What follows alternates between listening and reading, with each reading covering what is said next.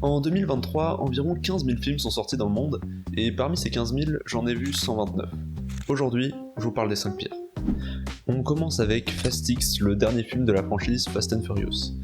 Fast X est réalisé par Louis Leterrier, réalisateur français de Insaisissable, qui était plutôt pas mal, et L'Incroyable Hulk de 2008, qui était pas si mal que ça, mais aussi Grimsby et Le Choc des Titans, donc un réalisateur plutôt moyen, disons.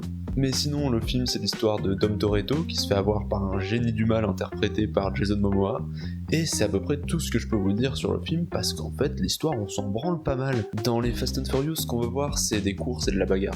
Alors là, oui, il y en a, mais c'est tellement peu impressionnant que ça en devient chiant. Et je trouve ça dommage, parce que si ça avait été un poil mieux fait, ça aurait pu être fun. Regardez les derniers films Godzilla et Kong, c'est complètement débile, mais c'est un peu fun. Genre Kong qui prend un singe pour taper sur l'autre, ou qui fait une prise de catch à Godzilla, ça c'est fun. C'est débile, évidemment que c'est débile, on le sait, mais c'est marrant. Après je suis peut-être mauvaise langue, il y a Jason Momoa qui est assez sympa, mais ça sauve pas le film quoi. Et la cerise sur le gâteau, le film est en 2 parties et se finit sur un cliffhanger bien pourri. Non, ça m'énerve parce qu'en plus d'être mal foutu, le film est pas fini. Non vraiment, les films à cliffhanger c'est à chier. Est-ce que vous connaissez John Woo ? Si c'est pas le cas, je vous trace le portrait. Le gars, c'est tout simplement le représentant du cinéma d'action hongkongais. Rien que ça. Il a réalisé The Killer et Hardboiled dans ce style, mais il a aussi fait Mission Impossible 2 et Volte-Face. Le gars, il pèse. Mais du coup, pourquoi je vous parle de lui ? Le gars, c'est un bon réal. Et là, je suis en train de parler des pires films de 2023. Et ben en fait, un de ses derniers films, Silent Night, c'est une grosse daube.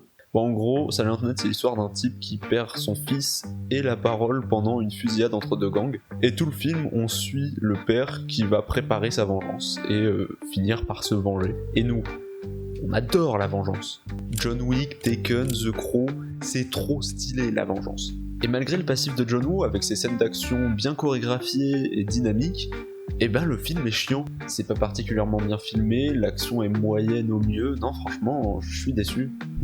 Pour la 3ème place, on va parler de The Meg 2, qui est la suite de The Meg 1, sans déconner. Il est réalisé par Ben Wheatley, qui avait fait Free Fire, un film que j'avais pas du tout aimé, mais qui avait un casting plutôt sympa. Il a fait aussi High Rise, un film que j'avais trouvé plutôt intéressant, même si son concept était pas très original, je vous le conseille quand même. Mais The Meg 2, est-ce que je vous le conseille ? Évidemment non, hein, c'est à chier, le film est pas beau, mal écrit, les lumières elles sont parfois très artificielles, on voit les fonds verts, franchement y a rien qui va. Je me rappelle juste d'un plan qui était plutôt sympa, où la caméra elle est dans la bouche du requin, je vais vous le mettre quelque part par là si je le retrouve.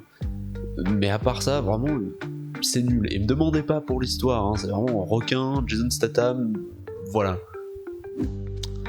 Mais on est déjà à la 2ème place. Alors qu'est-ce qu'on a ?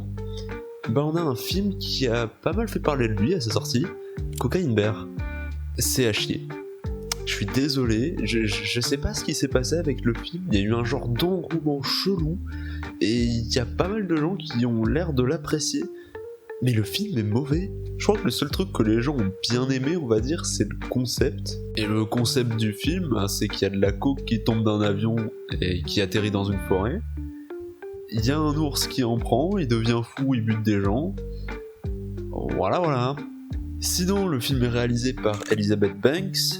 Oui, l'actrice. Alors je sais qu'il y a des bons acteurs convertis en réal. Il y a Clint Eastwood qui fait des films très cool, et même Mel Gibson, il a fait des films assez sympas. Mais Elizabeth Banks, elle a fait Pitch Perfect 2 et le remake de Charlie's Angel. Donc ouais, le film est bien naze. Si vous aimez les daubes débiles, bah allez-y, mais c'est pas pour moi. Est-ce que vous connaissez le domaine public ? En gros, au bout d'un certain nombre d'années après la mort de l'auteur d'une œuvre, cette œuvre entre dans le domaine public, c'est-à-dire que tout le monde peut faire un petit peu ce qu'il veut avec. C'est une bonne chose parce que ça permet de faire revivre certaines œuvres et ça permet aussi de voir plusieurs interprétations. Mais pourquoi je vous dis ça ? En fait, récemment, Winnie the Pooh est rentré dans le domaine public, ça veut dire que tout le monde pouvait faire n'importe quoi avec. Et bah c'est ce qu'ils ont fait, n'importe quoi. Winnie the Pooh Blood and Honey, c'est le film d'horreur à petit budget typique, sauf que tu rajoutes des monstres Winnie et Tirou, et c'est tout. Le film offre rien, il est moche, il est très mal joué, on sent le petit budget, bon ça c'est pas un défaut, mais bon ça pique les yeux. Le truc c'est qu'on arrive à un niveau de médiocrité où ça commence à être compliqué de lister les trucs qui vont pas. Parce que, en fait, y a rien qui va. Mais bon, le film a bien marché, les réalisateurs ont déjà fait une suite et préparent un univers cinématique un peu à la Marvel. Même si je déteste les films, je trouve ça vachement drôle. Voilà, c'était les 5 pires films de 2023, j'espère que ça vous a plu. On se retrouve pour les 5 meilleurs films de 2023. La bise, ciao.